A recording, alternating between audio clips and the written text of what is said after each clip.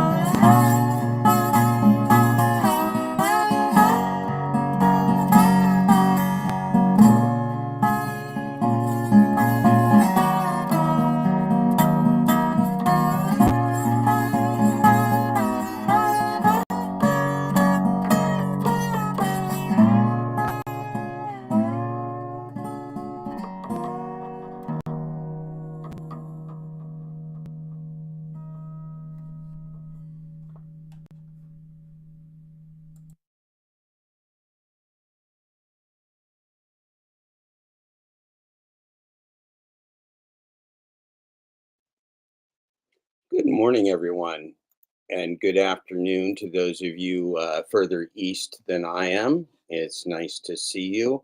I want to start off this morning while people are logging in by sharing the work of my friend Dustin of Major Deliveries. Major Deliveries is in our chat here today. And Dustin, since he came onto the scene, has done a incredible job of sharing the honest work of a app slave, of a gig worker. And one of the things I love about Dustin, who's in our chat here, as you can see, is that Dustin understands humanity, dignity, and empathy, and that goes such a very long way to help understand what we're going through. So let's see if I can find the one that I just watched this morning. I probably can. And this is it. Let's unmute Dustin and remute me. Hey folks, how's it going? So let's talk about a couple things. When I first came onto YouTube creating content, it was right at the tail end of Glitchgate, and there was some content being produced.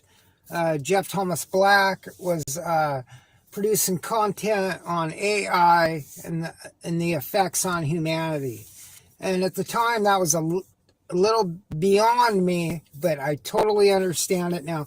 And once you understand the technology and the DoorDash content and how it goes together, and then you have a different view on things and how and why some people hate this technology.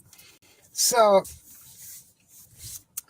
I was, a couple months ago, I was looking at, well, I've noticed it here and there throughout time. Why are these big content creators on my Google feed? I'm out here in the Pacific Northwest. These content creators are some of them 3,000 miles away, some 2,000. Well, how come they're on my Google feed? Not YouTube, Google. How come I'm seeing these characters on Google? Because the technology, you have DoorDash, YouTube, Google, they're all in cahoots. They're using these creators, these shills, these DoorDash content creators that promote DoorDash. They're shills. They don't even know they're shills. They're promoting these companies, and the technology grabs onto that and uses these individuals to advertise for these companies. So you have these creators that are free advertising for these companies. You want to create a good YouTube channel? Put your DoorDash emblem, your Uber Eats emblem, Grubhub, make some flashy thumbnail, and the technology might grab onto it and actually help you. And whether the message is fraudulent or not, technology can be guilty of committing fraud as well. And so you have these unknown shills, without a doubt, being used as advertisement. So you have content out here, people using the name of Dasher or Dashing, and they're advertising for these companies. They promote tips and tricks. No offense to anyone who has that in their name, but these people have sold out. And I've studied this DoorDash app in my market, and there are no tips or tricks. It's a fairy tale, folks. The content is fairy tale content with no direct answer. There's never been a direct answer with this content. That's why the go-to line is, it may be different in your market, or your market is different.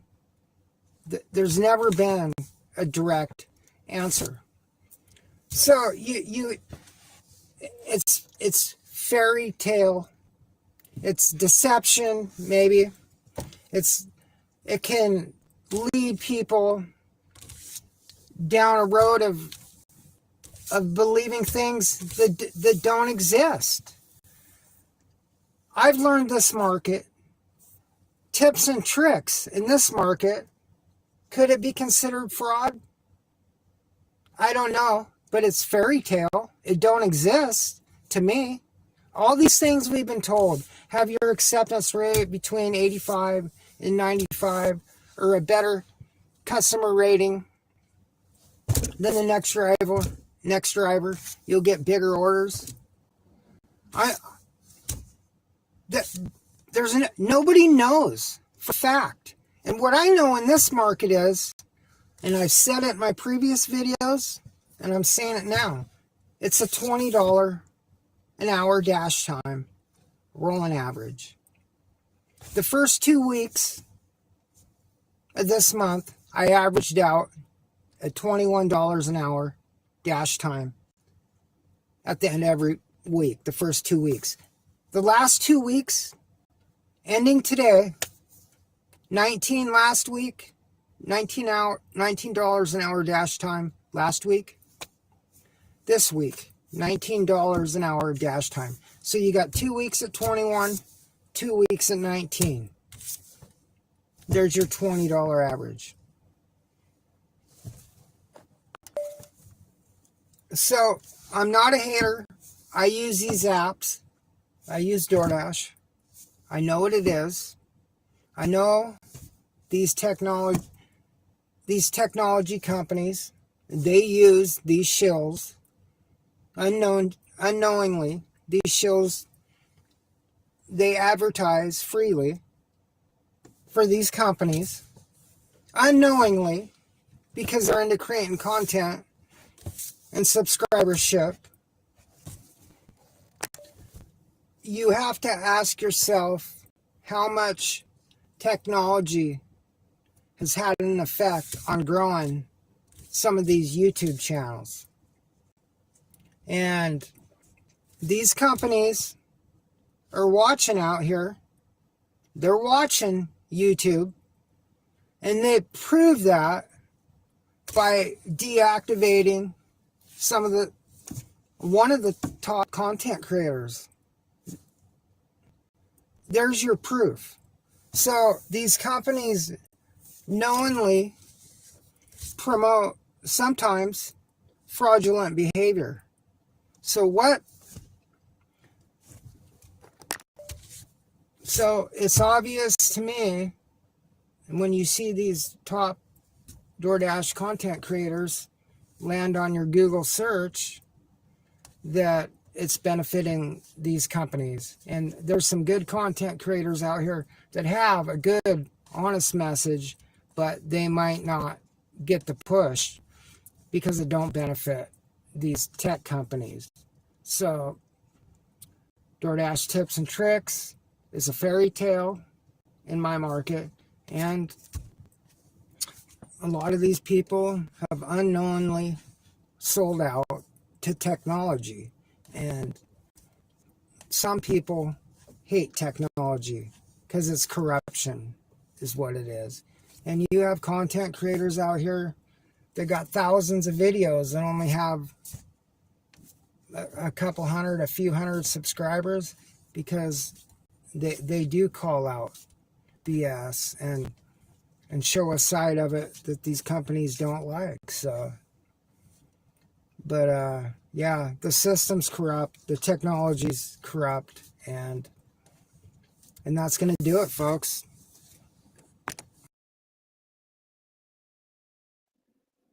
Well stated, Dustin.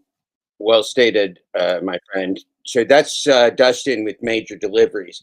Now, Dustin's theme here, of course, we know that the gig economy, app slavery, gig work, whatever we want to call it, is based upon fraud, right? It's based upon artificial markets in closed systems called apps that global corporations are using to monopolize and launder labor and monopolize and launder money. And all of this ties into the discussions I've had over the last few days with a gentleman named Patrick Lovell, who is working on a project he calls the Clean New Deal, and that focuses upon facing the quantifiable, researchable, and very likely prosecutable crimes, financial crimes of those that we trust to, for lack of a better term, run this empire's financial system. They betrayed you. And so betrayal and abuse and the grief and loss and cognitive dissonance and all of those things that go with it are part of our world today. And I think Dustin did a great job of introducing those thoughts to us. And I want to go further and tune in here to Dr. Ramani. And Dr. Ramani, I want to say her her name correctly here because she doesn't typically use it in her title.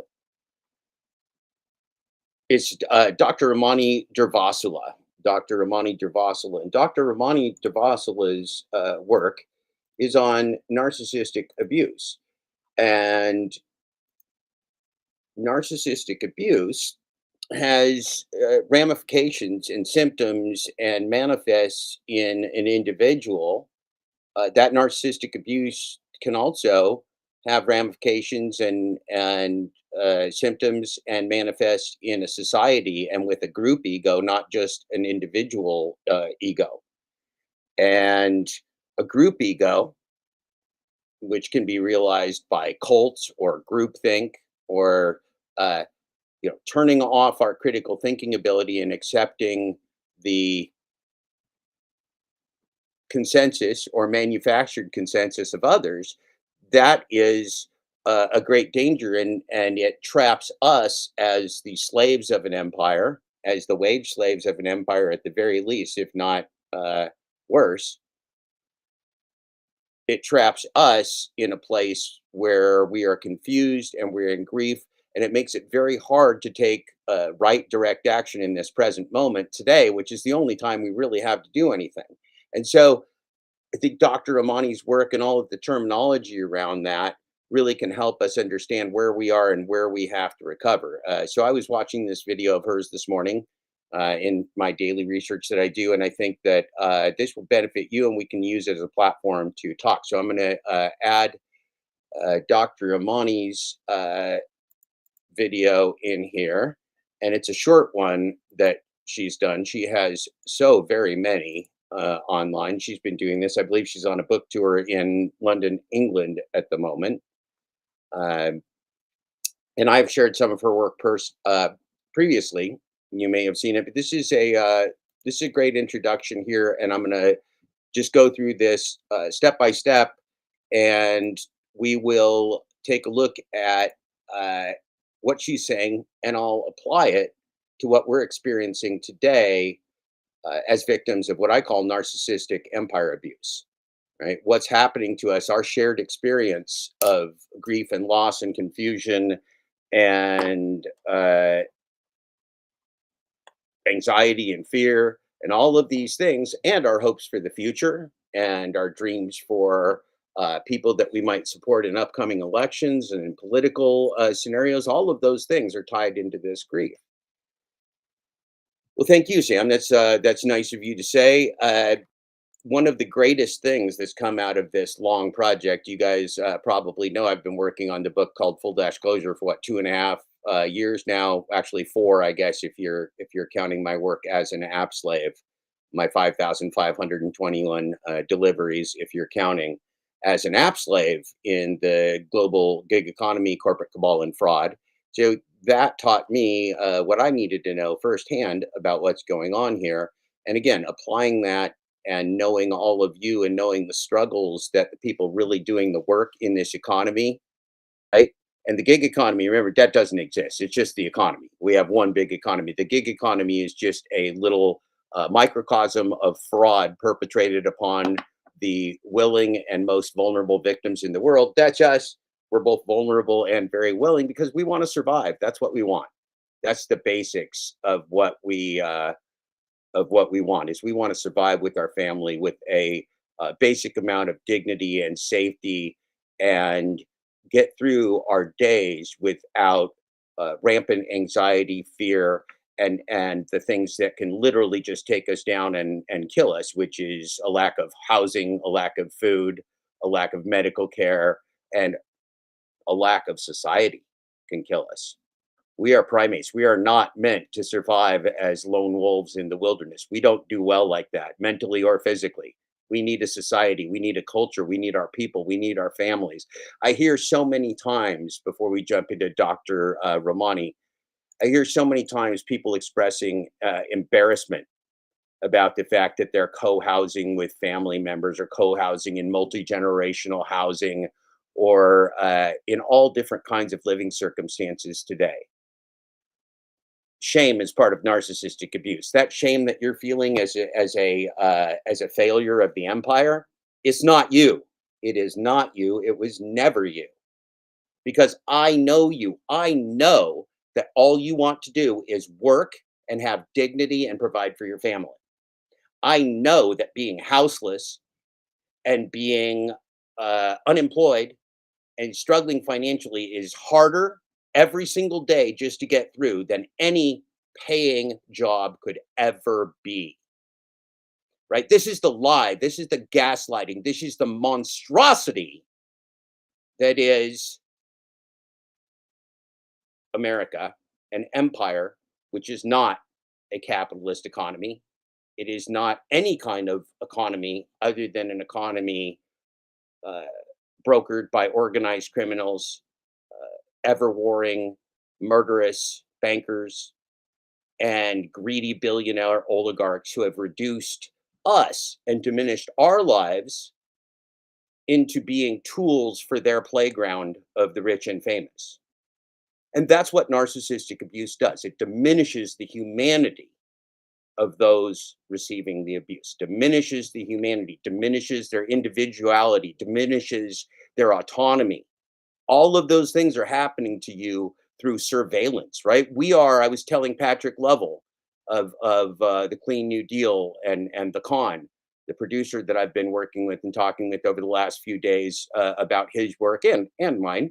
But I've been telling Patrick Lovell, this economy, this global gig economy, you, the app slaves, the people that I have spent the last 4 years of my life with, understand this better than anyone, because we are the chosen victims. We are the chosen appropriate victims of the system of app slavery. And Patrick's audience, the people that have been thrown out of their houses and lost their houses through just flat out fraud, not only because of a mortgage crisis, those people are also just like us, right? What do you think a 90-year-old Black woman named Addie Polk is? Addie Polk is a well-chosen victim, because when a 90-year-old Black woman who's going to be a Black woman widow who's going to be thrown into houselessness through organized crime kills herself,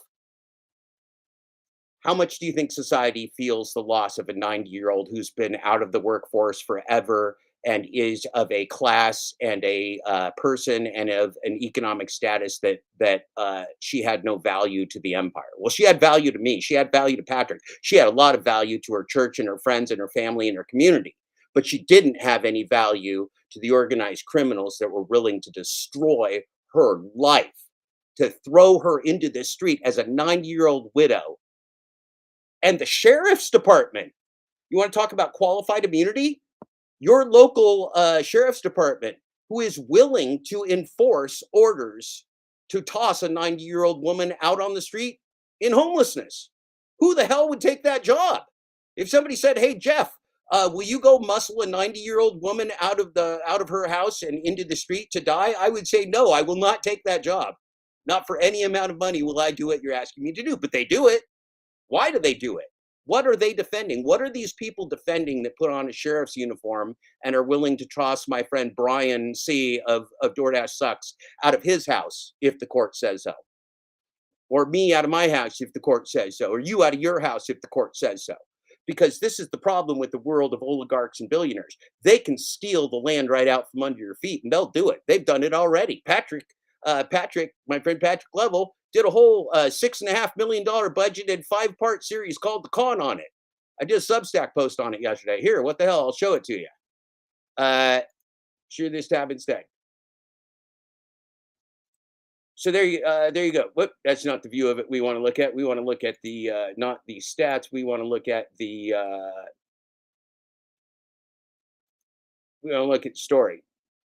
Okay, that's the story. Let me move it into another pane so I can see what I'm doing operating here. Right, just like me, Patrick has kind of been a one-man operation here. Let me turn down the brightness on my screen so I'm not glowing like a alien. Because aliens are real. That's what the government wants you to worry about right now, is whether aliens are real right now while you're getting genocided. They want you to focus upon whether we're being visited by aliens or not. I don't think it fucking matters. I think we need to survive right now, not worry about whether aliens are coming or not. But anyway, so I did this post. Let me see if I can shrink this down. View, zoom out. Whoop, I zoomed out on the wrong screen. Let me zoom out on this screen. This is the beauty of doing everything yourself and having no producer. Patrick and I were talking about this yesterday. This is the joy of being an absolute one-person cluster of activity. So I met Patrick Lovell last week. We had some great discussions. He's got some real passion and fight. Like you, he's lost a lot through having played by the rules and then been thrown into poverty. Much like you and me, he's suffered through that process. Now, Patrick has done something about it. Patrick had a background in the good days of his career, if there were some, at least financially. And he had a lot of fun. He's done a lot of things, but he's had some budgets. He's worked with some really great people, and he took this on in a real substantial way and did a thing called the Con. And what the Con tells you, and this is Patrick and I did a podcast the other day. You can find that on Patrick's channel. I'll link that in the show notes. But actually, Patrick's channel is already in the show notes of this broadcast that you're watching right now, so you could go find it. This is Robert Sapolsky. Robert and I talked about, or I'm sorry, Patrick and I talked about Robert, and pointing out, who is deserving of this wealth? Is Elon Musk deserving of what he has? Is Peter Thiel deserving of what he has? How about Bill Gates? How about you? How about me? Are any of us deserving of what we have? And I think this was some so prescient of Mr. Sapolsky, Professor Sapolsky. And I'm going to quote him, or telling people that they are better, more worthy humans because they turn out to be smart at something and thus can do a successful hostile takeover of somebody's corporation. Well, how about a hostile takeover of somebody's home and their ability to survive? That as well, right? So this is the problem. And this is what Patrick's done some great work with William K. Black, no relation to me, but a fine last name nonetheless. Michael Hudson, a very prominent, very prominent academic and economist. And these folks have spent their lives researching the fraud and the con, if you will, since we're looking at Patrick's work here. And again, this is a retrospective I did yesterday. I'll drop the link in here. Share, copy link. I'm going to put a link in here, and this will take you to this article. And through this article, you will be able to go to any of these links. You'll be able to watch Patrick and I talk on, what day did we talk, Patrick? Today would be Sunday. I think Patrick and I talked on Friday, if I'm not mistaken. You can see Dr. Sapolsky. You can watch this fine podcast that Hi, my name is Patrick Lovell. Did with William. What we learned from that's Patrick. That's this guy right here. You want to build it into the law. And since Bill Brilliant guy, and, I'm going to mute this because we don't need to hear the words. This guy right here, that's William K. Black, another economist. This guy spent time actually prosecuting the crimes of these oligarchs. And so in this process, Patrick has spent about 13 or 14 years researching this project called The Con. It's a 5-part documentary series. I've watched it. It's great. You'll learn about Addie Polk, the person who, at 90 years old as a widow, was going to be evicted from her house, and she shot herself with a gun without ever really divulging the pain that she was going through to anybody. When the sheriffs came to her door, she wasn't even sure why they were there, but she was scared and 90 years old and alone and afraid of being homeless and losing everything. And death was better. And here's one of the things that hurts me a lot. I've talked to some of you very close friends in this chat, and some of my very closest friends in life who faced homelessness and losing all of their material possessions and those things, and they talk about suicide. And when I hear my friends like you talk about suicide, that's called learned helplessness. That's called grief. That's called depression. And you're going through all of those things. And the reason is that you are the victims of what?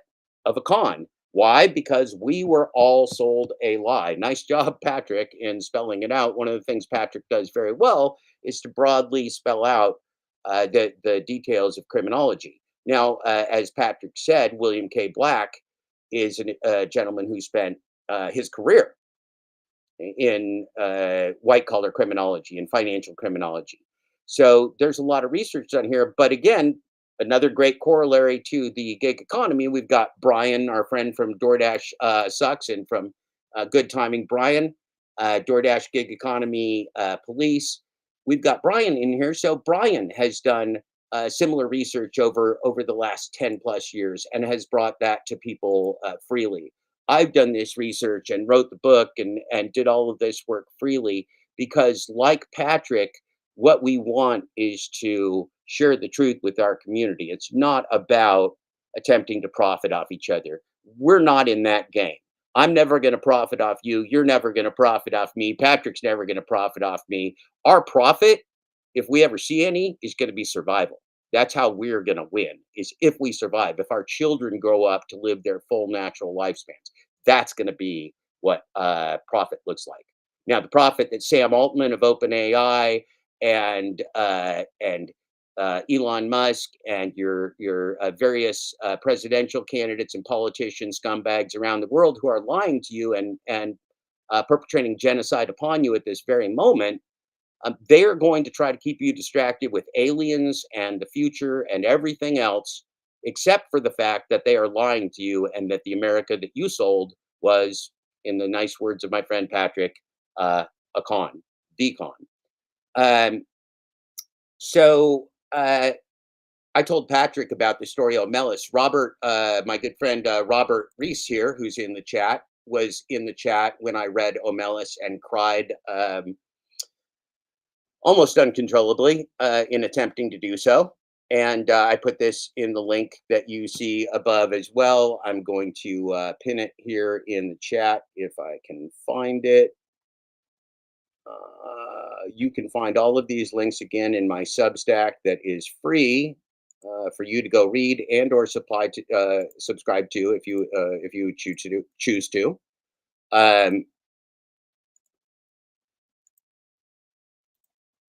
All of these things are available to you, including Patrick's full 5-part series and all of my work and all Brian's work freely.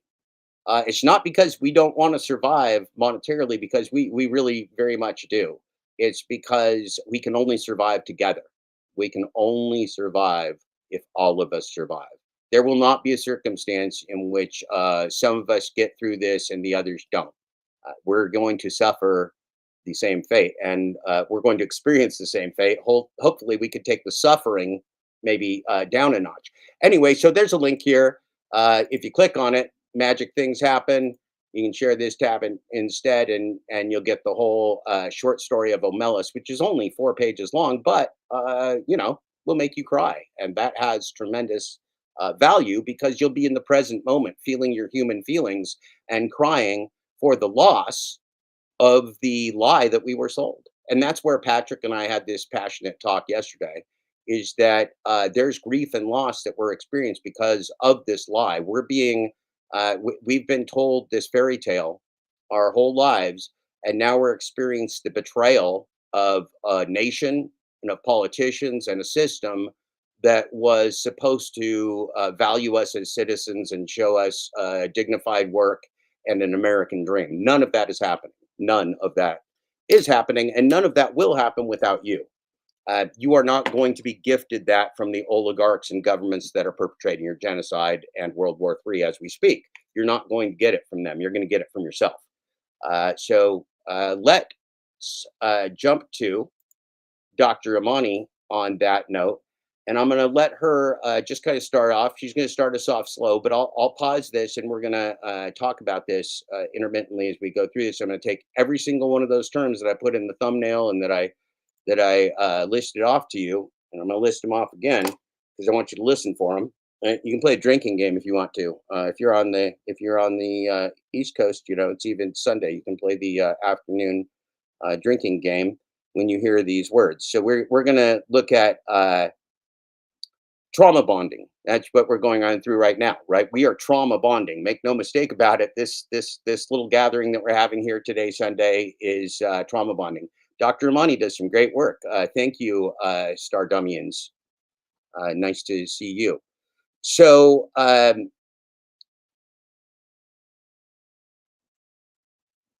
lies, betrayal, love bombing, future faking, revelry in the past.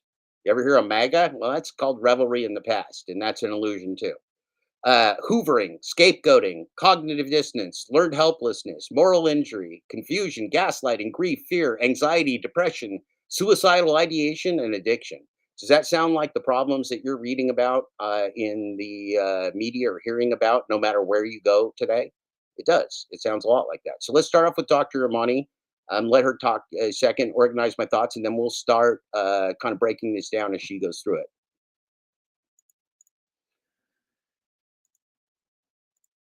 So let's talk about trauma bonds and how that kind of relates to taking the stairs, I guess. Go over basics again. How does a trauma bond form? I mean, that's a question, right? Because it's a bit like a riptide. Once you're in it, getting out of it is not easy. And the more anxious and confused you get, the more likely, in a riptide and in a trauma bond, you may exhaust yourself and drown.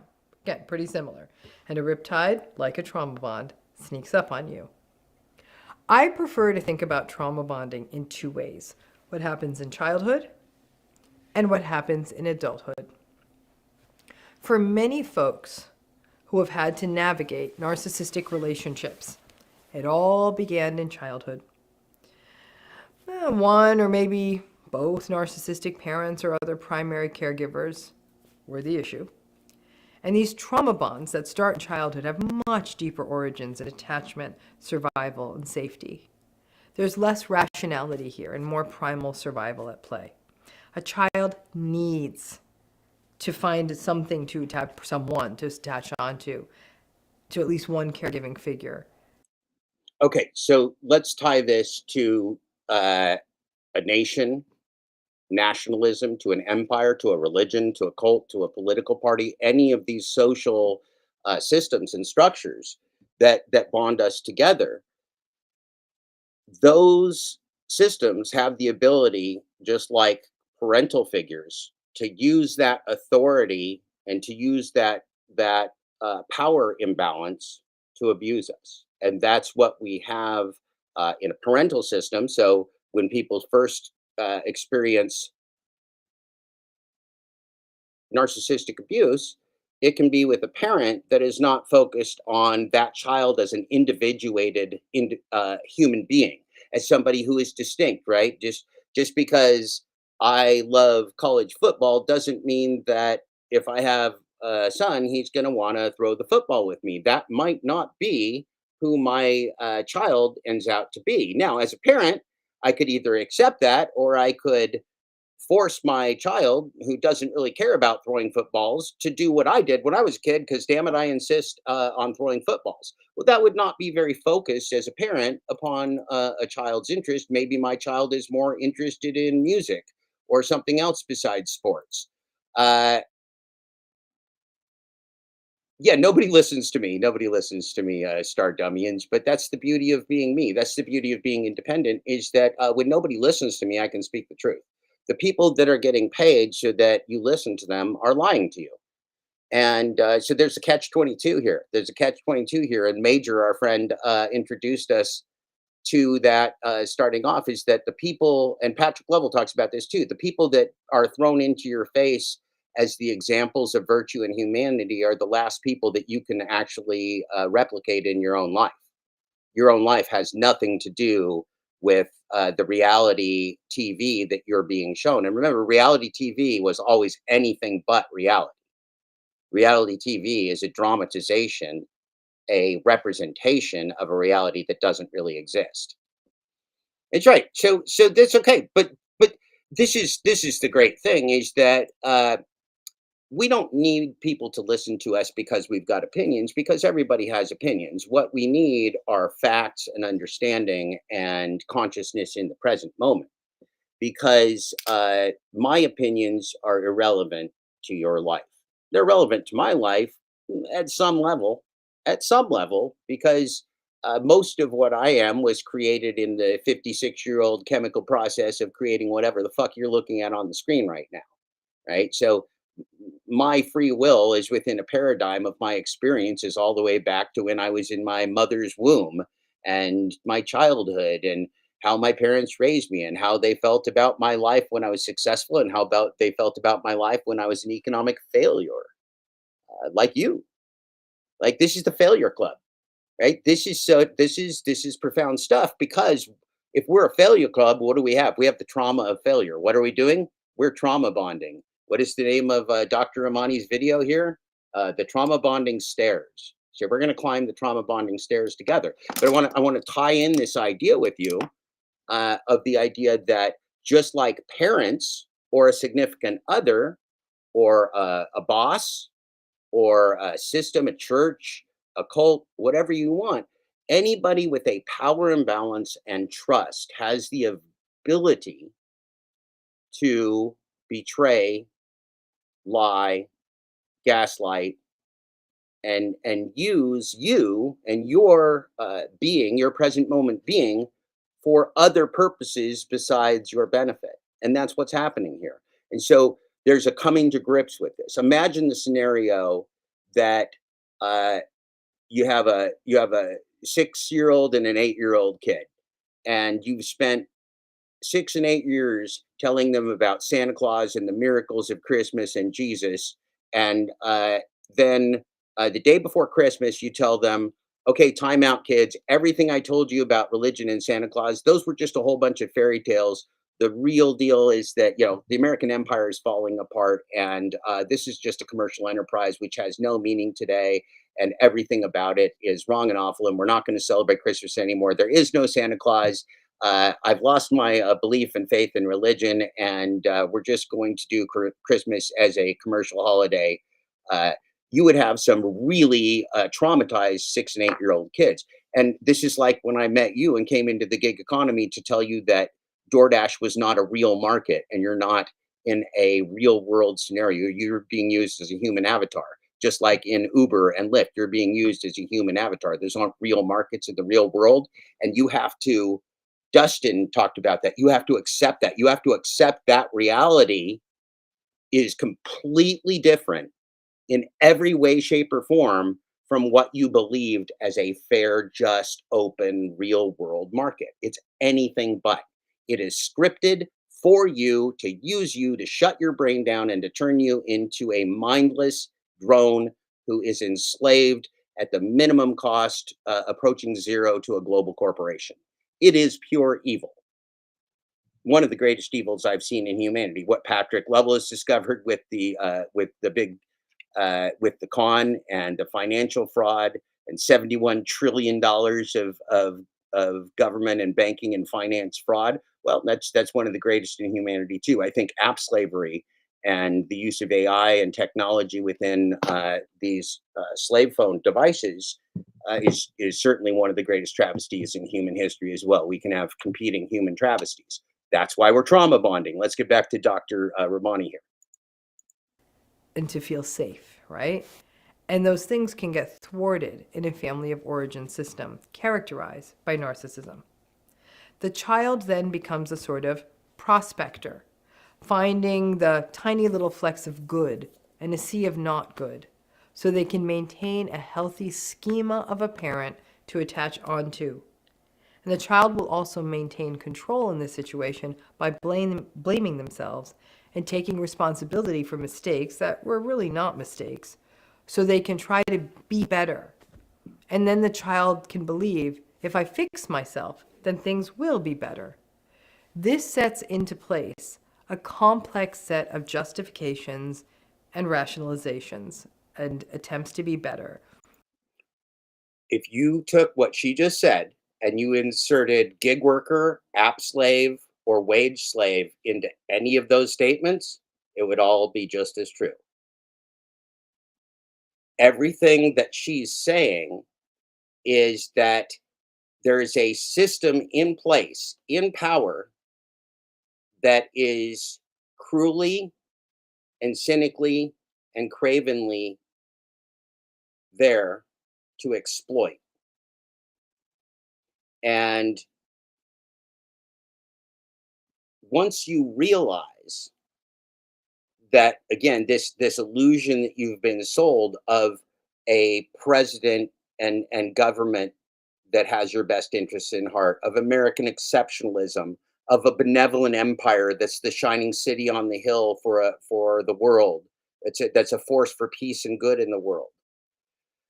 These things are not truths in your life. The truth in your life is that you are at the bottom of a terrible, terrible pyramid scheme that is in the process of crashing. And you're going to go through that with all the people around you in this present moment where you are. And as you accept it, you can start taking right action and being smart, right? One of the things, and Brian and I have been talking about this because Brian has been facing joblessness, houselessness, financial turmoil like all of us have. Those things cut you down to your core. They make surviving day to day a process of just little bits, trying to, as she said, just get a little win, a little tiny win within a system that is so unjust. And during that whole process, and I've said this to you guys a million times, blaming yourself when things go wrong, feeling the shame when you can't pay your bills, blaming yourself for the car accidents and mishaps that happen because it's a high risk job that no individual should bear the responsibility and risk of for a global corporation, right? Lyft, Uber, DoorDash, these are some of the highest risk activities in the world for a worker to attempt. And corporations have foisted this off upon app slaves who are using their own vehicles and their own expenses and their own lives and their own risks on behalf of a global corporation that is just enslaving them for pennies on the dollar, to the point of destruction of their lives. That, you know, people are losing their vehicles in attempting to earn income in app slavery. So let's get back to Dr. Ramani. And to achieve, and for perfectionism, anything to be seen or be noticed and feel safe in this relationship. The child may also try to make themselves useful, fulfilling the parent's needs, acting as a mini shrink, and being parentified so they can be as convenient as possible for the parent. And the child, in essence, shrinks themselves so as to not be a bother, not be a competition to the parent, and slowly but surely the child gets stripped of their capacity to express a need or a want or an aspiration. Because if they do those things, it would threaten attachment. And when they do those things, the child then has to face the parent's rage or criticism for not being grateful or being demanding. And ultimately, the child is subjugated to the parent's needs and wants. But for the child, that relationship has to exist. Children can't divorce their parents. And most adults around children in situations like this, even non-narcissistic adults, rarely take notice or support the child or validate the child's experience. In these situations, children can go in one of two directions. Some kids just remain subjugated, caught in a perpetual loop of trying to please and appease and soothe the narcissistic parent or parents, or So again, this is just like us trying to please and satisfy an economic system that's set for our destruction, right? We're each of our little gigs is just another opportunity for us to uh, fractionalize ourselves in attempt to survival, in attempt for survival. And again, that's what we're trying to do here. This is not about profit. This is not about wealth building or retirement or luxury. We're talking about basic human survival. And in the same way, parents are core to the basic survival of a child, the economic system, the nation, the empire. Those are required for your survival because you can't be a lone wolf in the wilderness. You need food, housing, medical care. You need social structures. You need support. You need your car to run. You need all kinds of things that come from being in a society. And what we're seeing with corporate fascism is if they take all the money, all the resources, and leave us nothing to survive with in our local present moment, day to day existence, then we're down here festering. And where is the money? Where is the money? Where is the capital? Here's the little secret. Uh, and this has been noted by many, and I'll note it to you. Right? The rich people in the world, the people that hold the capital, whether it's cloud capital like Google or DoorDash or Lyft or Uber or Spotify or Microsoft, whoever owns or Palantir, whoever owns all this cloud capital, right? They have the ability to tax and control and manipulate and censor every single thing we do. They have probably on your day to day life more impact than the government that you could potentially vote for. And they're doing all of this without any regard to our present moment and human survival. Because here's the deal, they don't have to offer us opportunities to get their capital. They can invest all their capital into real estate and into gold and into fraudulent business schemes and into acquiring and fractionalizing all of the natural resources of this earth. They don't have to give any of it to people that are employed by their corporations. They don't have to give any of it to you. And so what we have is you might notice that our physical infrastructure of this planet and of our nation is crumbling because that is not a profitable place for them to run their con. They can't get exponential returns from our physical world. They want exponential returns from fraud. Yet we here in our physical world have to drive across bridges that might crumble under us. We in this physical world have to live in apartment complexes that have been purchased by people that don't even live in this nation and have no concern about whether we have a roof over our head in the future or not. And you've got Airbnb and you've got vacation rentals and you've got speculation, you've got wealth. And so the rich keep getting richer and the poor are not just getting poorer. We're now on the slate for genocide, right? There's being poor. You can be happy and poor. I'm a pretty happy poor guy. I'm really, really poor, and I'm really quite happy. I've worked very hard to create a life for myself in poverty that is one that I feel good about, and this is part of it because I do stuff. Like I'm alive. I'm trying to do stuff, and hopefully I make a lot of rich people really, really uncomfortable and really, really unhappy. It's always been my goal to be hated by the worst people on earth. And I think we can achieve that maybe together. But that's not the point, right? We have to survive in this present moment, day to day, you and I, which means we have to accept that. What is it, Uncle Sam? Your nation, your president, your political parties, your cults, your churches, they don't love you. They don't have an allegiance to you. They don't have the loyalty to you that they want you to give to them. And waking up to that reality, accepting that, and looking at yourself and your life in a different way is the key to recovering from narcissistic abuse. And my argument to Patrick is that until we can recover and accept our present moment, it's going to be very hard to take right action to hold people accountable for global financial fraud. Right? We can only hold people accountable for global financial fraud when we have our own lives together, and we know that having your life together means that you've got shelter and food and housing and medical care, the prescriptions that you need, that your children and your parents and your nuclear family are safe. Those things are required. And when those things are not in place, our lives are chaos, our lives are unmanageable. We succumb to all of these different things, including addiction and suicidal ideation and the worst things that can happen to human beings. So there's no pill you can take to fix that. The only way you can fix that is to awaken, to deal with your own pain, to deal with the present moment of an empire that has and is and will betray you, and to join together with the other people in your present moment to figure out how to survive that. That's my argument that I will posit to you. My friend Brian of DoorDash Sucks wants me to address the sunk cost fallacy. And so the sunk cost fallacy is very applicable to being trapped in the gig economy.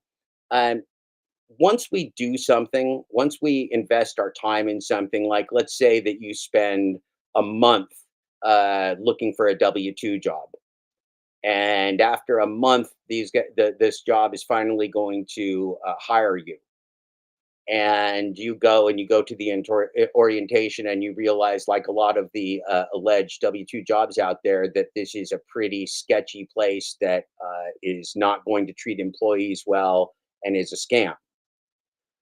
Okay, well, you just spent a month uh, waiting to join this scam, and now you're in it. What do? When you realize, and I've been in this situation before too, in very, not necessarily with an employment situation, but I've been in the meetings where, the thing comes out and you think to yourself, should I just get up and walk out the door right now? Should I just literally get up and just like walk out the door and turn around and leave? Because this is the worst signal. This is bad. Okay. Well, one of the things that keeps you from getting up and walking out the door, which might be the very logical thing to do, is the sunk cost fallacy. It's that, well, I've already spent a month waiting to start this shitty employment, and I need to at least get something out of it. I need to get something for all the energy and time and effort I put into this. Well, do you? Do you? I mean, if it's a bad job and a bad situation and it's dehumanizing and dangerous and unethical and not dignified and not meeting your standards for earning enough income to house and take care of yourself, well, maybe you don't. But there's a sunk cost fallacy, right? That you've invested all of this effort and time, and you might as well see it through. Maybe it's the thing to do. There's lots of ways for us to trap ourselves in our present moment misery. And most certainly, the gig economy is nothing if not a trap. And it's a real trap because it'll destroy your health, your life, your car, your finances.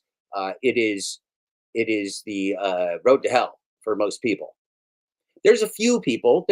Sam Lee, my friend, is in the chat. Who's one of them? Who's young, has a very fuel efficient car, and lives in the right market. Well, if you're young and fit and just a grinder and have the right car in the right market, then maybe you could make a little bit of hay. I'm still going to argue, and I've known Sam for a couple years now, that when you do the economics, when you do the financial analysis of what app slavery is, even Sam is just on the bare edge of making it, because the risk is so high, and the high risk of providing your own resources for app slavery within the global gig economy fraud.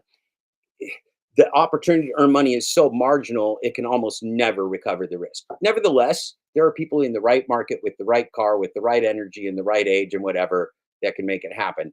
That means, still 99.9% of the people are out there in futility, risking their life, their health, and losing every day. Let's get back to Dr. Ramani here.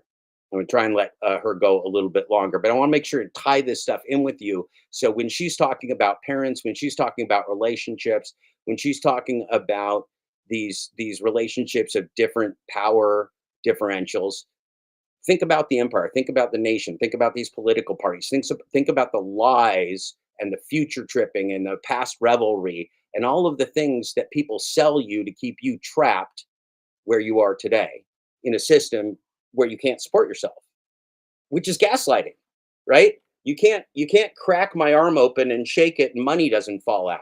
If somebody with capital doesn't choose to give me that capital either as a gift or as an opportunity for employment or as compensation for something that I do, like there is no way for a human body, even if it's healthy and strong and capable, to earn money, a medium of exchange, unless somebody that has it is willing to give it to you. And if the people that have it took it all out of our society, then where are we? We're operating in our real world present moment, but we have no medium of exchange with which to operate within their asset classes, right? Because their asset classes are cars and buildings and rent and houses and all of those things, which have gone up exponentially while we're down here. It doesn't fit, right? You can't close this gap. This gap is never closing. It's just getting wider, wider, wider, wider. Let's listen to Dr. Ramani. Becoming what they want them to be and often feeling perpetually stuck as a result. Some children rebel, figuring out that they cannot be what their parent wants and may find themselves in self-sabotaging and self-soothing behaviors like acting out. I guess the idea of bad attention is better than none, substance use, sexual acting out, self-harm, disordered eating, turning to anyone who will give them attention, even if they're dangerous. And many kids do a little of each, and struggling with sense of self and self-esteem and self-appraisal, and may do some rebellion, but still be caught in a loop of still trying to get the parents' approval, and may still hold on to the tiny flecks of hope the parent gives them, only to be disappointed again. And the cycle persists. So take a breath. This is a little bit different than the person who encounters their first trauma-bonded relationship in adulthood. It may not feel as primal, but it sure as hell feels unsafe and destabilizing and confusing. Okay, so that's us. If you didn't experience as a child, now you're getting the trauma bonding in adulthood. Do you feel safe? No, you don't. I don't feel safe. Do you feel valued and safe in this nation, in this world, with your family? Absolutely not. So this is where she ties it in. This is great stuff. When the love bombing, whatever form it takes, converts into devaluation and discard and the mix of really bad stuff and then not as bad stuff and even good stuff, any empathic person will rationalize and justify and try to see the situation in the relationship from sort of a 360-degree perspective. You may say, well, they're stressed, or they're just going through a lot right now, or maybe it was. So what's the empire equivalent of love bombing? Election season. What happens during election season? During election season, people tell you lies about what will happen in a future that doesn't exist. A future that literally does not exist. It's just a figment of their imagination. It does not exist. Empirically, the only thing that exists is right now in our present moment. And if any politician of any party running for any office is telling you about what's going to happen next January, they're lying to you. That's what they're doing. They're lying to you. They're telling you fairy tales. Now, if you want to fucking believe fairy tales, believe fucking fairy tales. That's not going to help your life. That's not going to help you make good decisions in the present moment. And when we're under stress, I've been talking to Brian about this. He's been facing a lot of personal stress, which kills us, by the way, literally kills us. We make bad decisions when we're confused and under stress. We lose our focus. We lose our ability to analyze the challenges that we face in this present moment. That's why acceptance and peace and the present moment is so important, is you can only make a decision right now. You can only take action right now. The worst might happen, but you'll have to deal with that in the present moment when it does. And when it does, and if it does, you will, because that's how life is. We can walk around all the time thinking about the past or worrying about the future, and none of that is our life now in the present moment. So, as adults, if you did not face narcissism to this point in your life, either in a childhood or in your workplace scenarios or in school or somewhere else in your life, you're experiencing it now, and you're going through a shared experience of trauma with the rest of the human race because you're being gaslighted. You're being told that you should be able to make it in this system, but you can't. It's not you. That's the name of Dr. Ramani's book. That's the best that's the best summary that you need. It's not you. And when you figure that out, that it's not you, then you can do the research that Patrick did, or I did, or that other people, that Brian's done, and start to figure out, well, if it's not me, then who is it? And if it's not me, then who is it? And how do we make it stop, or how do we change it? Because that's the real question. And a lot of you are parents. I'm a parent. I have 2 adult children. I want my adult children to grow up and live their full natural lifespans. That is in great jeopardy right now. And as a 56-year-old father, that is of primary importance in my life and focus, that this human race does continue. But the people that are using what we call crackpot realism, the theory that war and genocide and human destruction is part of what a good empire does, because that's how you run a good fucking solid empire. Well, those people are making decisions today. They are killing people around the world. They would be happy if you are one of those. If you don't want to be part of that system, if you don't want to suffer at the hands of these people with unlimited greed, you will have to take this time to awaken and stand up, even if that standing up is just understanding and accepting in the present moment who and what these people are. Even if you stop believing in Uncle Sam as Santa Claus, that's enough. That's enough for you to get your life right. If you stop believing in American exceptionalism, and you stop believing in men with guns and borders and financial machinations of monsters who do not care. Sam Altman does not care if your children go up to live their full natural lifespan, because he is a psychopath who does not care if the human race ends at his hands, because that is how sick he is. That's how sick Peter Thiel is. That's how sick Eric Prince is. That's how sick Kamala Harris and Donald Trump are. That's how sick everyone in this empire in power is. And a lot of your news media and a lot of the wealthy people, why do people perpetuate this system? Because they don't want to be us. They don't want to know what happens to your life when you are not on the grift of an endlessly greedy empire. They don't want to be equal with you. They never did.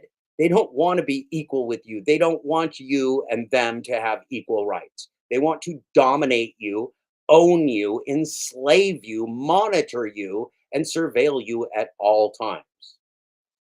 That's where this thing is going. And again, these are not people that you can or ever have vote for. These are people called techno-feudalists and cloud capitalists that own both the digital and physical real estate of our existence.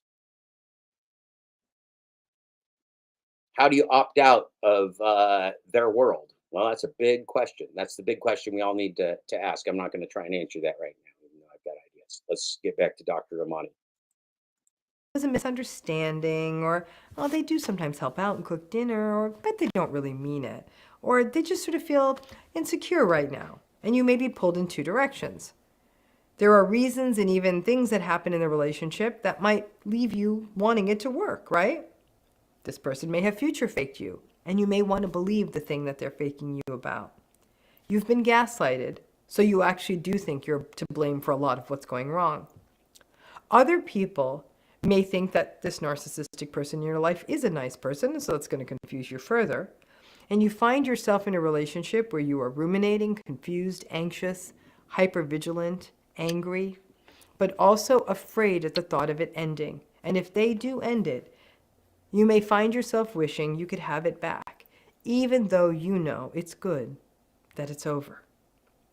And obviously, if you had both childhood and adulthood experiences of trauma bonding, which is lots of people, you can see how it multiplies and magnifies and can make it feel impossible to get unstuck. Let's think about that for just a minute. Let's think about that. Think about nationalism. Think about borders. Think about the Olympics. Think about wars and what you've been sold in wars in terms of choosing sides between militaries that are mostly killing innocent civilians, sometimes other soldiers, but mostly killing the innocent civilians of wherever the location they choose to have the war at is. And think of how and why they are making those decisions and what that means to you in terms of an empire, in terms of your national origin and your patriotism, if you will, or feelings of American exceptionalism, or making America great again, or having joy for the Democratic Party. All of that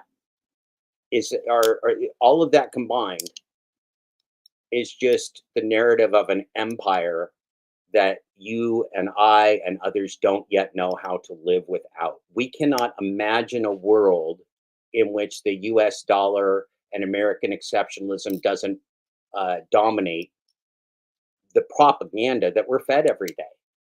It's very, very difficult for anyone to imagine life outside of the nationalistic identity, which of course you did nothing to gain. You were born where you were born.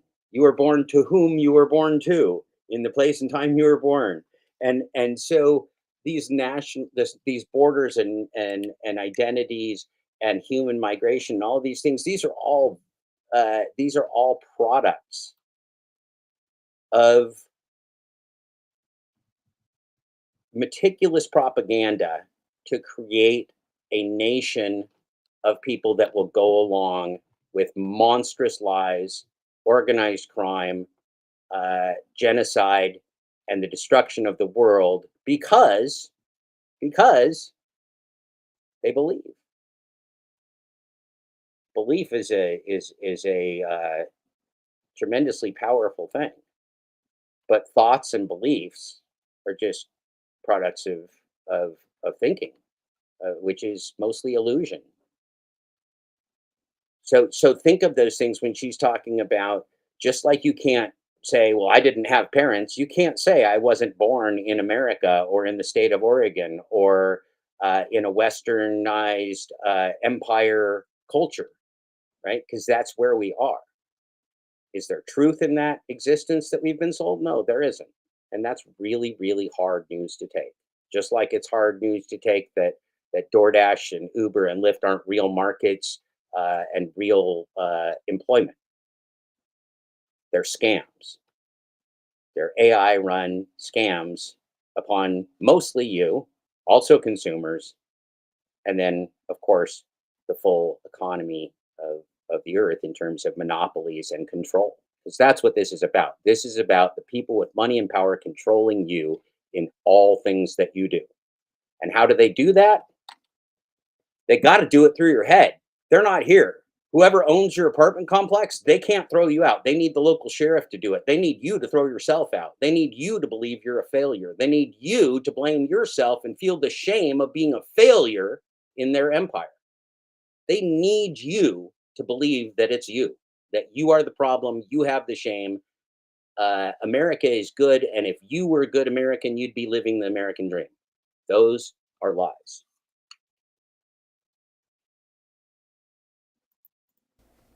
Now that was meant to be just an overview, but trauma bonding is complicated, so there's no sort of quick and dirty way to explain it. But especially in adult relationships, where your rational mind knows that this relationship is a mess, but your emotional feeling mind feels you can't live without this person, how does this happen? It's not as though one day a person was completely infatuated with you and love bombing you, and then the next day they're cheating on you and gaslighting you. It's a bit of a gradual progression.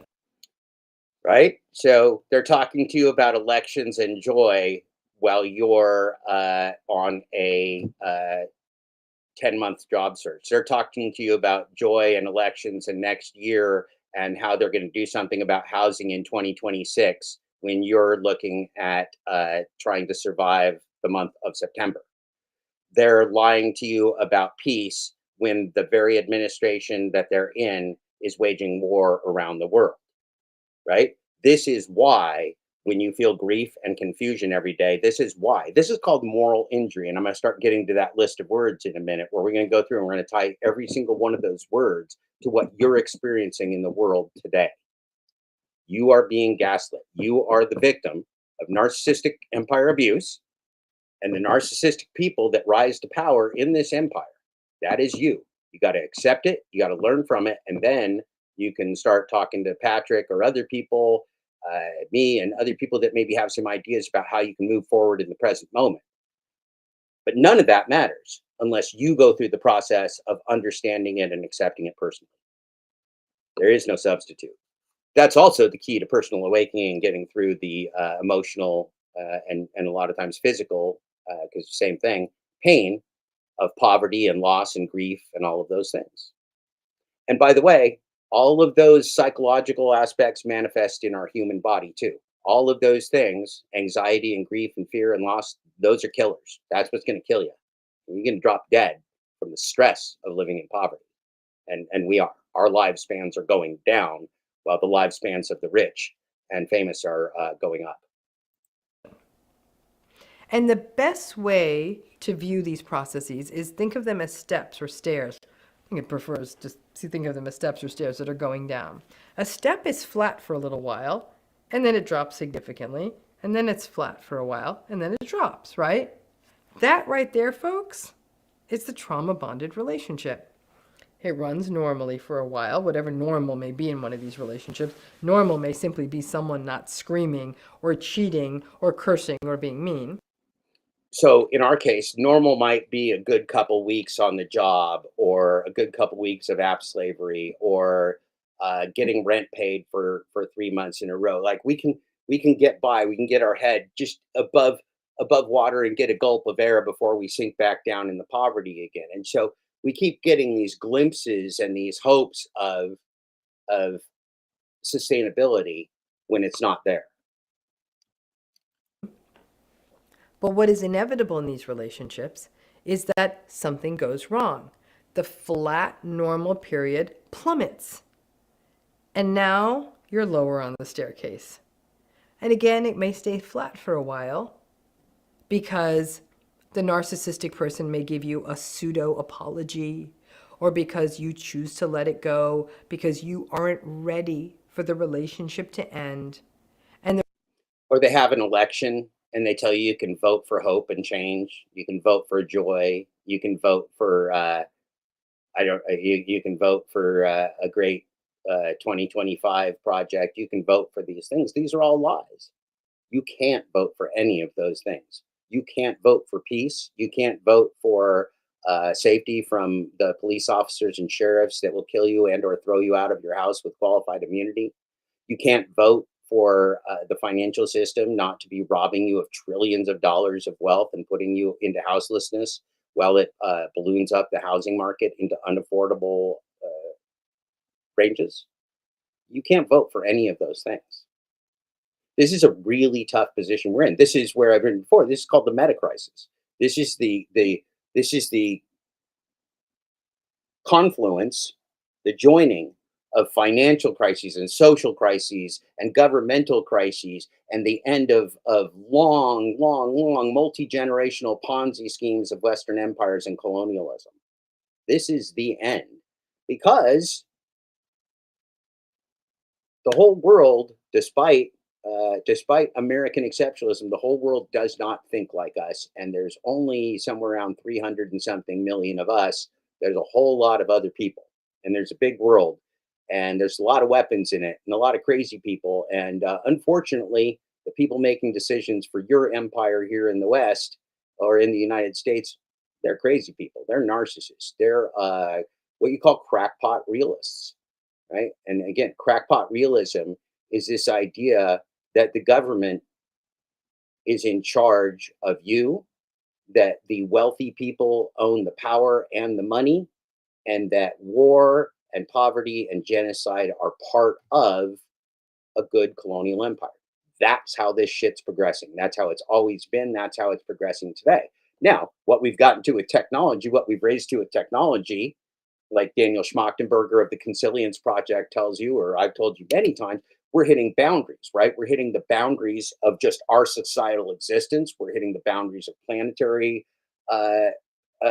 tolerances. We're hitting the boundaries of resources that have been made scarce by these governments that we trusted and have betrayed us, right? So we're hitting these boundaries of this meta crisis. No matter what we want, there is no way that this is a stable situation. The way things are today will not remain this way. Things will not get better. They will only get worse until this busts. There is no salvation coming after an election. There's no oligarchs or government that's going to start saving us January of 2025, whether it's the same administration that we've got today or a different administration. None of those things are happening. The people that are making the decisions are not on your side. They're narcissists, they're abusers, they're greedy oligarchs and monsters that do not care whether you live or die. That's the truth. There is no Santa Claus. There is no Santa Claus. The relationship finds a new flat normal until something goes wrong again. Sounds like America. And here is what to be clear on, and why the stair or step metaphor is so important. It only goes down. It only goes down. It never goes up. The stairs keep going down. The relationship keeps deteriorating. So even when you land on a new phase of seeming normal, the relationship has eroded. It is less safe. There's lots of accumulated wounds. Your justifications may be more robust, but their behavior, again, may be worse. There's going to be less trust. There is more hurt. Sounds like the American empire and the American government, doesn't it? Trust is gone, gone, gone. What could anybody tell you today that would not be a conspiracy theory of the left, the right, the center, or somebody else? What does anybody trust? What news sources do people trust? What statements about a war or an economy or employment or housing would you trust? There's a lady named Melody Wright who's been on Patrick Lovell's podcast a number of times, and whom I've watched on other podcasts, who talks about employment and housing statistics. The ones that the government uses and quotes to you are absurd lies. And guess what? Sometimes they're just like literally searching the MLS database and spitting out as a governmental agency what a private industry database is presenting as a market. That's not true. That's not real. Melody Wright talks about getting in her car and going and driving around Austin, Texas, and seeing for herself what houses were on the market, what they're selling for, and who was or was not financing them. You're being lied to. Not infrequently, not occasionally, with every single thing that the empire is presenting you, whether it's labor statistics. Labor statistics never took the gig economy app slaves into account. Labor statistics aren't taking into account how many hours in different jobs people are culling together to work. Labor statistics aren't taking into account any reality at all, because people are taken out of the labor statistics after a period of time of unemployment, right? So all of these statistics are created to lie to you, just like corporate profits are a lie. Corporate profits mean nothing. Corporate profits are whatever the accounting department of the corporation and the CEO of the corporation decided to present as the narrative. That's what you need to awaken to. Everything that you're seeing from these people, you need to say, that's an illusion. Maybe you don't even know how they pulled the illusion off. Maybe you don't know how David Copperfield made the Statue of Liberty disappear, but you know it's a trick. That's what you need to know. You just need to know it's a trick. You don't need to know how they did it. Maybe you will never find out how they did it. But what we do need to know is, despite the fact that the camera from the helicopter is showing you an open New York harbor with no Statue of Liberty or Liberty Island, you know the Statue of Liberty is still there, though, don't you? You do. You know it's there. You intuitively In the physical world and present moment, you know the Statue of Liberty is there. That's what you're seeing right now. They are giving you a terrible, obvious illusion, yet we are so lost in groupthink and in grief and in cognitive dissonance that we are willing to suspend our disbelief and believe their lies over and over and over. And okay, the Statue of Liberty is now gone. Bring it back, David Copperfield. Bring it back. Oh, look, it's back. Once you know they did it with mirrors and lights and whatever else, however else they made the Statue of Liberty disappear. This was a thing they really did back in the days of TV. I don't know if it was in the 80s or whatever. But once you know how it works, you're not going to be impressed with it anymore. So just know, when you hear somebody talking about the Fed, when you hear somebody talking about housing, when you hear somebody talking about unemployment, when you hear somebody talking about the gig economy, when you hear somebody talking about the stock market is no reflection at all of the economy that you live in. If nobody's ever told you that, you just heard it from me. There you go. So these narratives that you're getting are lies of an empire. They're all illusions. You can wake up to them because you have the ability to be in the present moment. You also have the ability to tune them out, right? Unlike other kinds of slavery in the past, they don't necessarily have the ability to physically torture you in your home. That's a strength that we've got. We've got the numbers. We've got a lot of land. We've got a lot of freedom that if we turn off the slave devices and the tracking and we refuse to play ball, then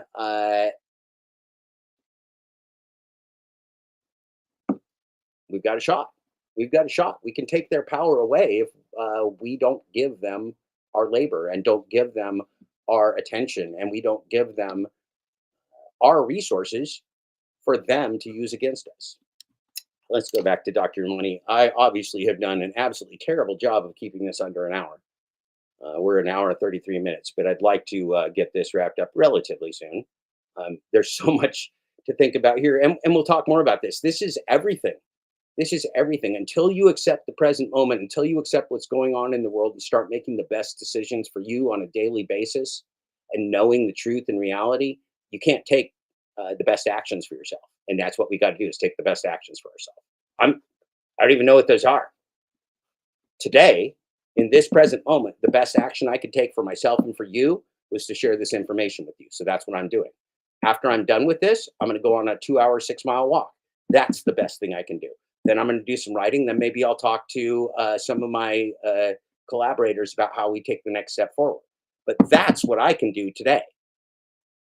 Grieving over a world of war and death and depravity and stuff is very real. But just like grieving of any other loss in our lives or whatever, we still have this present moment and this day that we need to take action in, because this is our only time. The future is just an illusion. It's whatever I say I'm going to do tomorrow has no value. What I'm doing right now has value because it's real. What you're experiencing with me right now is real. And I hope you share this, and I hope you talk about these things.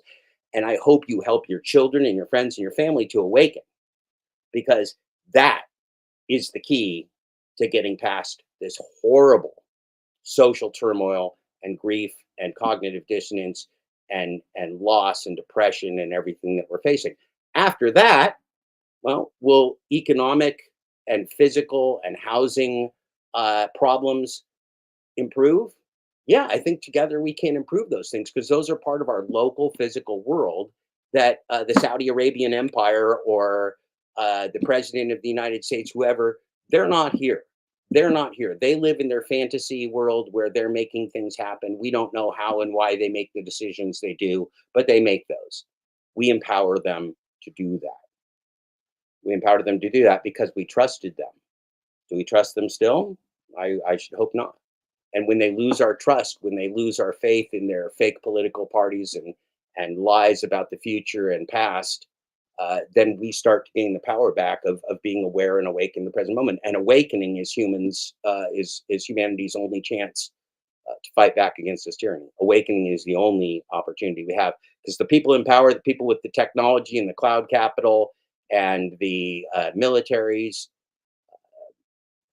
they do not want us to thrive and survive this time.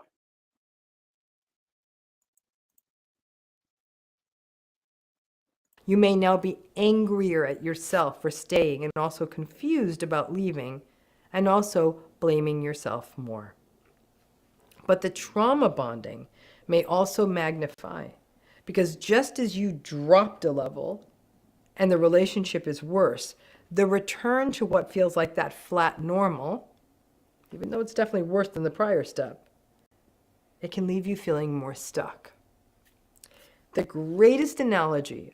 So this is back to what Brian was asking about of the sunk cost fallacy, right? We have this emotional and physical and financial investment in this system, and we get a little taste of success, and then we go lower, and then we even out for a while, then we go lower, and then we even out for a while and go lower. And so it's this constant personal battle that we have within our own thoughts of believing in a system or a person or a nation that we can't trust. And we know that, right? When we inherently know that we're trusting the untrustworthy, we're in fear, we're in anxiety, we feel vulnerable, we feel at risk. And we are in great peril. I have ever been given on this is by Rebecca Humphreys, an actor and a writer. And I've shared it here on this channel before. And she shared that when you meet the narcissistic person, love bombing is like being whisked up to the top of a 100-floor building. You're dizzy from going up so fast. Oh, joy at the Democratic National Committee convention, joy at the Republican convention. Oh, we're together. We're gonna win. Okay, sure. Joy during austerity, world war, genocide, planetary boundaries, techno-feudalist tyranny, and a surveillance state. We're going to feel joy about an election. We're going to feel joy about a political party and about lies of the future. I think not. And taking in the view and feeling like the world just belongs to the two of you. And then you're up at the top enjoying the view, and they push you off the top of the building. And as you plummet off the top of the building, filled with terror, they catch you just before you hit the ground. And you're maybe a little stimulus, maybe like a $1,600 or an $1,800 check during the pandemic when they're going to do the greatest wealth transfer from you to billionaires in the history of the universe and the known world. They'll throw you a little scrap, and you go, oh my God. Remember when Steve Mnuchin, the Secretary of Treasury at the time, and remember that was under, I believe, King Donald Trump himself, when they gave you this $1,800, and he suggested that wasn't $1,800 supposed to last people in a lockdown for like 6 months or something? He somehow thinks that you can survive 6 months with your family on $1,800. This is absurd gaslighting that these folks do. But right, these are the little scraps that they give you to pretend, just like an election, that they care about you. They're love bombing you. They're telling you how important you are and that your vote matters and that they're going to protect your rights and that they're going to address housing in 2026, or they're going to privatize all these federal government agencies and get rid of the bureaucrats that allegedly are making your life miserable, or they're going to do something about immigrants. Who are immigrants? Who are refugees? Refugees are just fellow human beings that are also looking for a home, just like you and me. That's all refugees and immigrants are. They're just fellow human beings that just want to fucking exist like you and me. And governments of the world with borders use these people as pawns while they genocide them. And then they want us to say, gee, if we have problems in the gig economy or we have problems in this country, it's because the government is helping out immigrants. Well, no, governments and techno-feudalists and monopolists are never going to give you more because they give immigrants less. The scarcity is a manufactured scarcity.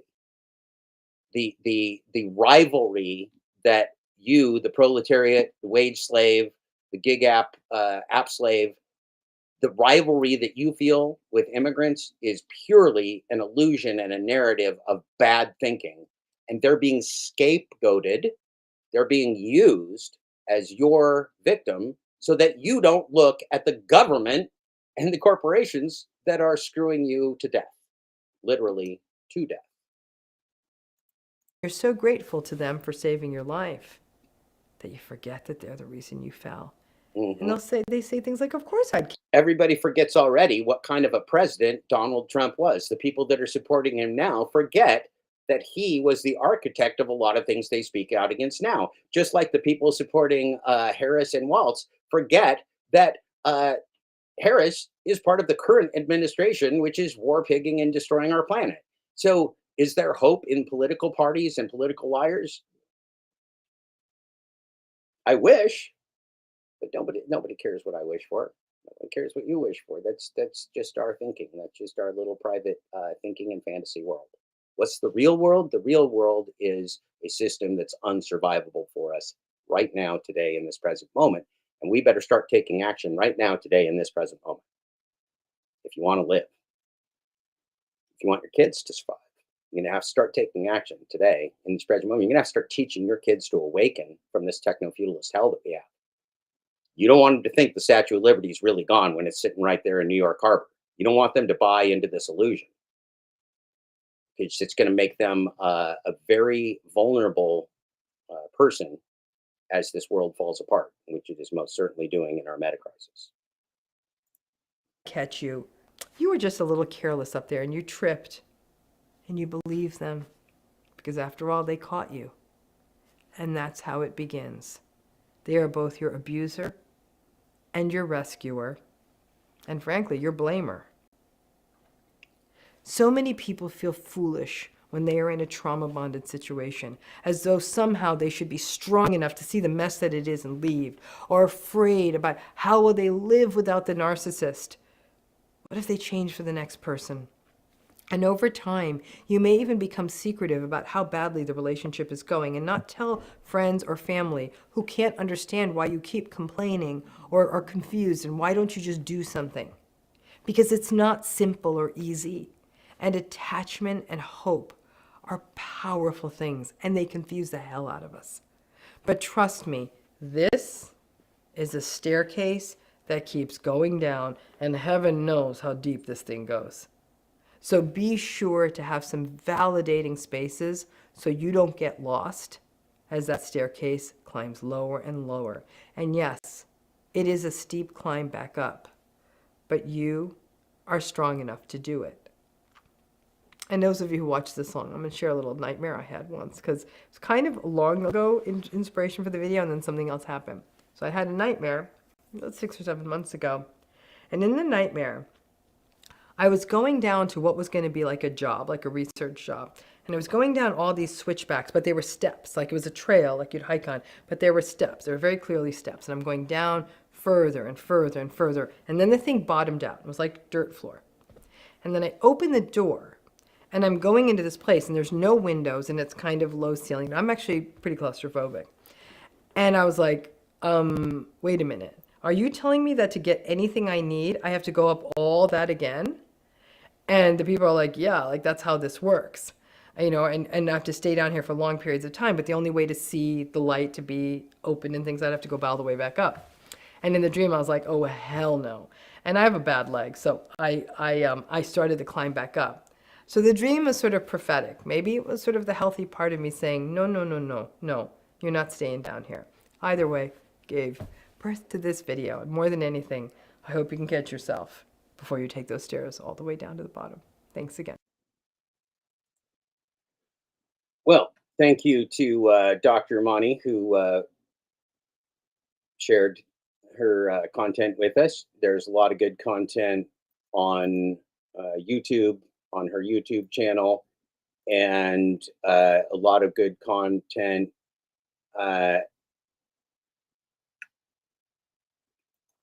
somebody mentioned in here the TED Talk, that she did a TED Talk. I don't think I've ever seen that, but if you look at Dr. Ramani and her work on YouTube and her book, It's Not You, I think you'll gain a lot from it.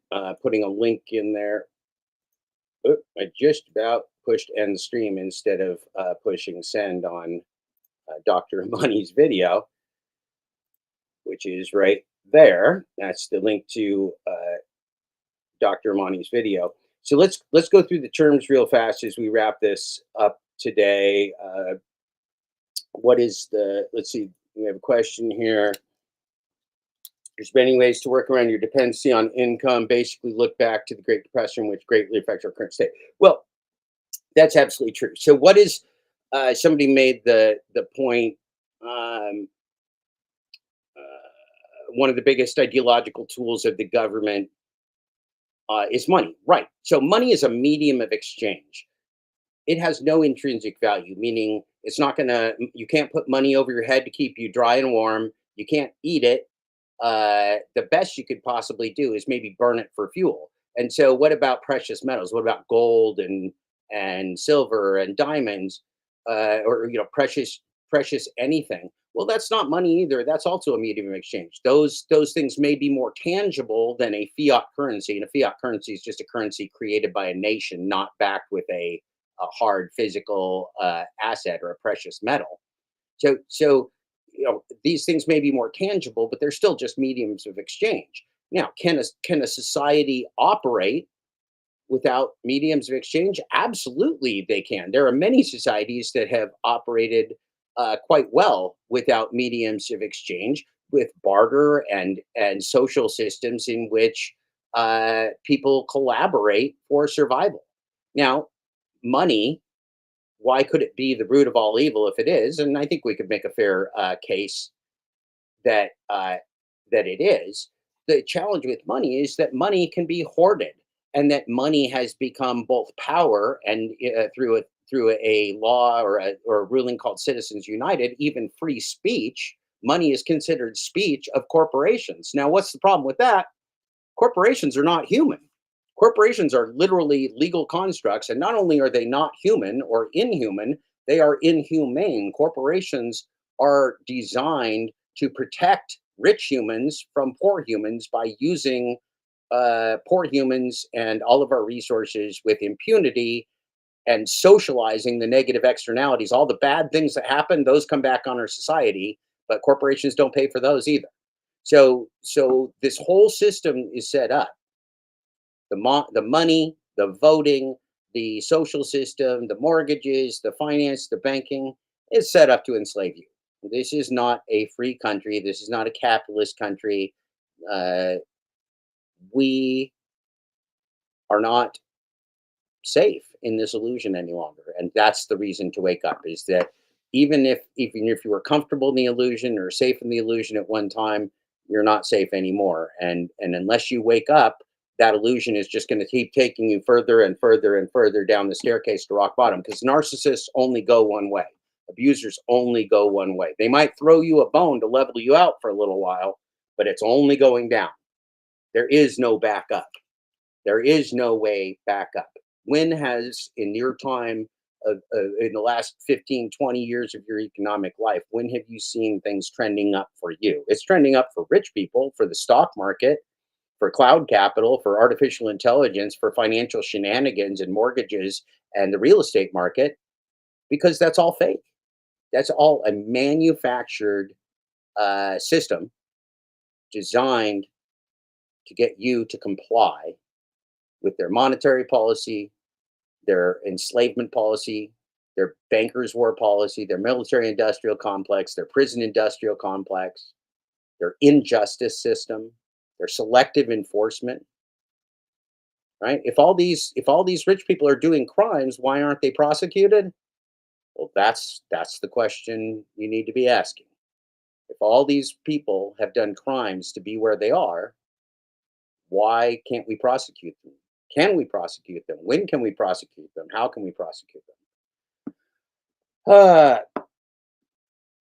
Yeah, each narcissist is like a mini black hole that's all consuming. It is. And so, but again, I think not just people can be narcissistic, but an empire can be narcissistic. An empire is run by narcissists with narcissistic principles. And so again, I'm the guy, I guess, that has tied that together from human relationships to our society and to our employment and to our labor, that's a connection that needed to be made because we've got to recover together. So let's go through these terms real quick before we wrap that. So trauma bonding. What is trauma bonding? Trauma bonding is what happens when we go through trauma together, but the trauma also reinforces the relationship that's traumatic, right? So we get trauma bonded to an empire through the wars and through the propaganda and through the, immigrants, assailing our borders. Well, that's trauma bonding. They're traumatizing you with the idea that foreign people of many different colors and shapes and sizes are coming to take what's yours. They're traumatizing you with that propaganda. That's not true, but you're getting trauma bonding because people are talking about, well, those immigrants are taking our jobs. Those immigrants are doing scams in the gig economy. Those immigrants are taking housing dollars and housing resources. Well, the immigrants are just being human beings. The oligarchs and the governments and the bankers are using the scapegoated immigrants as tools for your trauma bonding. That's trauma bonding. That's a good, I just gave you a good freaking definition of trauma bonding. Very, very practical. Good job, me. Lies and betrayal. Okay. Lies are obvious, right? Everything a politician tells you, everything somebody's telling you about the future or their plans or the statistics or whatever else, these are lies. Lies. You got to see lies for what they are. Betrayal is a real key one. You know what betrayal is, right? But who can betray you? If you meet a stranger on the street and have a 2-second conversation, that person can't betray you. You don't know them. You never trusted them. Only a person to whom you've given your trust can betray you. Only a system to which you've given your trust can betray you. That's what betrayal is. It's using someone's trust and their thinking and their belief in you to do bad things. So remember, betrayal happens only by those who you trusted. And that's what your government is. Your government and the bankers and the legislators and the regulators and the politicians have betrayed you. And you're feeling the grief and loss and confusion that comes from that betrayal. Love bombing. We talked about love bombing. Love bombing is, giving you a black eye, but saying, I'm really sorry I hit you, baby. I won't be drinking. I won't drink again. I really do love you. I can't live without you. We're going to go on vacation to Spain next year. I really love you. I'm sorry I lost my temper. Well, that's what the empire does. Yes, the empire is giving us war and houselessness and a lack of health care and an inability to survive. And they're telling us, like, feel joy because we're going to have an election and we love you, voter. We love you. This is the most important election of your lifetime, voter. Voter, if you do this, we're going to do so much for you. We care about you. You matter. That's love bombing. It's not true, but it sure feels good.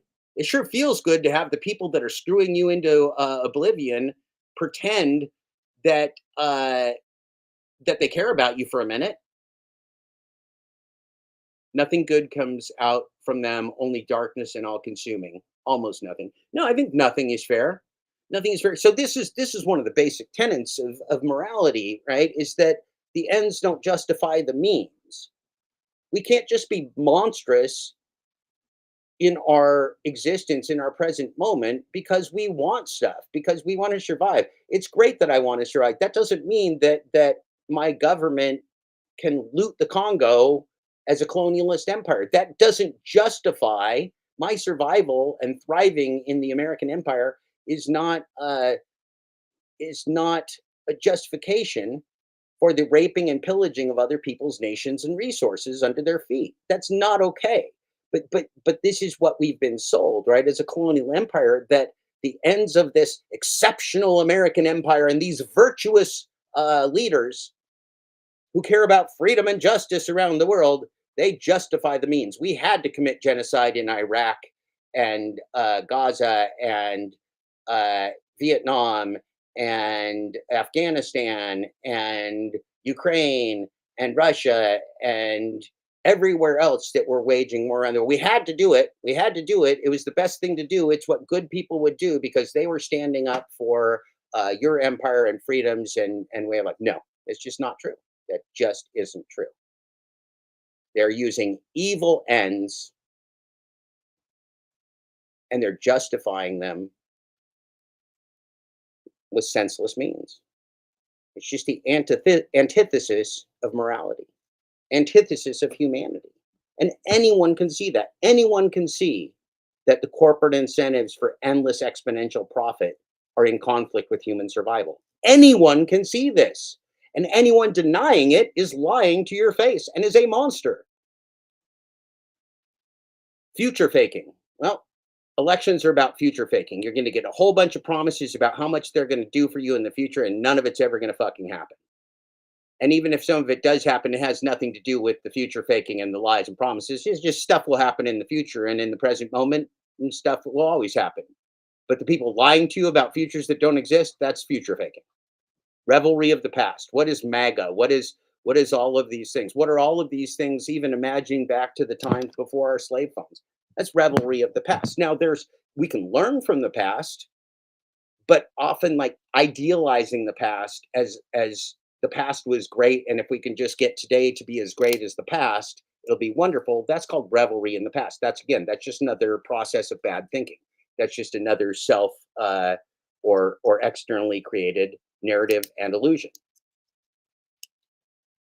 Hoovering is reaching out. So hoovering, a good example of hoovering would be voter registration.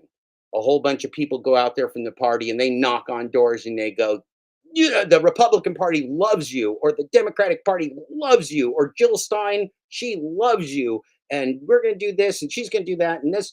So they're hoovering you. They're sucking you in and telling you that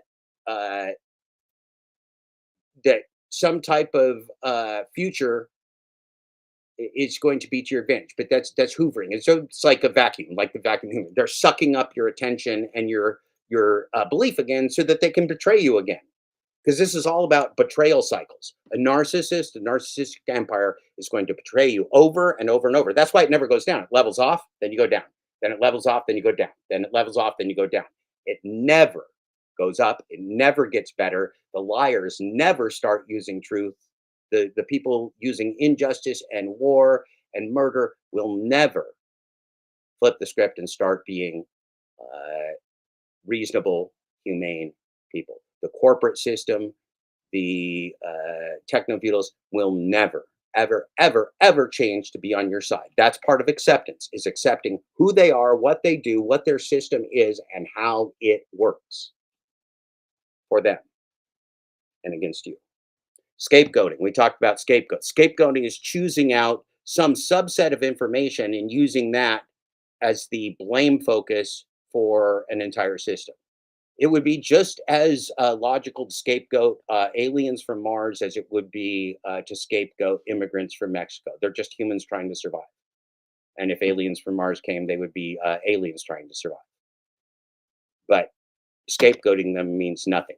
These are victims of multinational governments and employment cartels and criminal cartels and drug wars and police wars and government fuckery.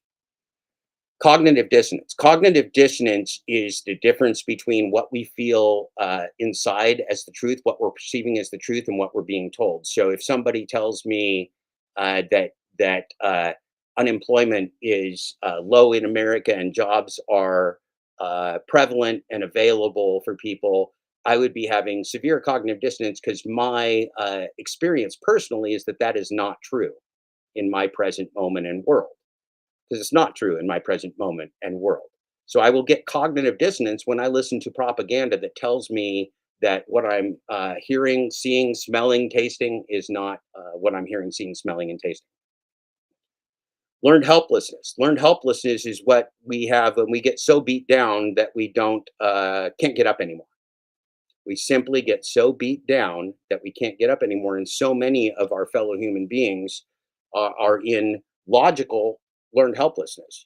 That doesn't mean they should be blamed or that they've given up or anything else. It's that, I mean, how many times do you run your head into a brick wall and just keep doing it over and over when there's no different result, right? At some point, you just go like, I guess I'm going to be not going through that brick wall. I'm going to be on this side of the brick wall. So that's a type of learned helplessness. You're learning that you cannot play the game they're asking you to play.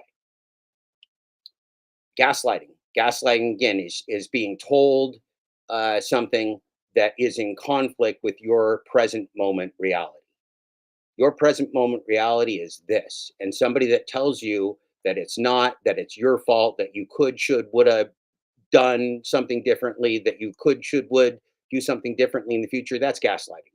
That's somebody using a narrative to confuse and to manipulate and to hurt you. Gaslighting is one of the cruelest things humans can do to each other. And gaslighting is what we get from the governments and the propagandists and the corporate media of the world. Grief, self-explanatory. We get grief when people die. We get grief and great losses in our life. We can grieve the loss of our housing, the loss of our financial stability, the loss of our relationships, the loss of our independence, the loss of our nation, the loss of our belief in Santa Claus, the loss of our belief in Donald Trump, the loss of our belief in Joe Biden. We can grieve all of those things, and we are grieving those things. We can grieve those together in the present moment and awaken from it, or we can grieve it in a way that shuts ourselves down, that isolates us, that makes us more lonely, more depressed, more anxious, and more suicidal, and more helpless. That sounds like a really bad time. Or if we grieve this together and we awaken and to this pain and we deal with it openly, maybe we can survive it. Maybe we can't. Maybe we can't. Maybe I'll be long dead before I get any of the books published. Yeah, that's the way it goes. But that's not my plan. That's not my plan. One day at a time, I'm going to keep trying to do some productive work for you, and we're going to see how it goes. Now, it's a whole lot less stress to think that way than to worry about what I might be able to do in 6 months. I have no fucking idea what I might be able to do in 6 months. I'm not sure if I'll be alive in 6 months. That's just a wild speculation. I know today, right now, I have the steps that I'm going to take to do some better things for myself and for you. It's the best we can do. I'm a father of 2 adult children. I tell them the same damn thing. So if I'm a wise old man or if I'm a worthwhile father, yeah, that's my advice to my own fucking kids. And many of you are either friends or some of you are, very much like my kids to me in the way I feel about you. And I want you to be okay. I do not want you to be depressed and in grief and in fear. I do not want you to have suicidal ideation, to think that you're going to go homeless and lose everything you have, and that killing yourself is the solution because the pain is so bad. That's the way most people awaken, is they get so much in pain, so depressed, so everything else, that they don't want to live anymore. They hit that rock bottom and then have to work their way up to wanting to live again. We're all doing that together as a group. So let's help each other, be kind to each other, have empathy for each other, listen to each other, help each other with our addictions and our challenges and our work lives and our financial lives. Be kind to our family, give people grace. Don't create narratives about somebody's life that is yours, that includes blame and scapegoating, when you don't know their path. You don't know what they're facing. We all want basic human survival, basic sustenance, basic safety for our family and our community. It's been great spending this time with you guys. I could go on yapping to you all day. This has already gone 2 hours, 4 minutes, and 38 seconds. And I really appreciate those of you that tuned in live. There's a number of you that are new to me today. Patrick Lovell was in our chat there. Brian C., our great friend at DoorDash Sucks, Gig Economy, Gig Apps Exposed is in there. I just reported you. What does that mean? I reported you. I don't know what any of this means. Okay, you have been reported. All right, man. This has been a good time with everybody. Hey, look, if you guys put questions underneath this video, I will answer them. One of the things that we don't do a lot in this world where we isolate ourselves is we don't reach out, we don't ask questions, we don't look for new information. We're kind of isolating. So let's try to do a little bit less isolation. Jump onto my Substack, make a comment under this video. You guys did a great job. You matter. You matter. It is not you. You are a worthy, motivated, worthy individual who deserves dignity and survival and honesty and integrity in your community. You're not getting that. So start joining together, look out for each other, be extra kind to each other, because those people in power, they're just being cruel as shit to us right now. And we got to stop that cycle. We got to recover together. Peace to everybody. Have a great Sunday. Go out, enjoy the rest of your summer. And I look forward to talking to you more.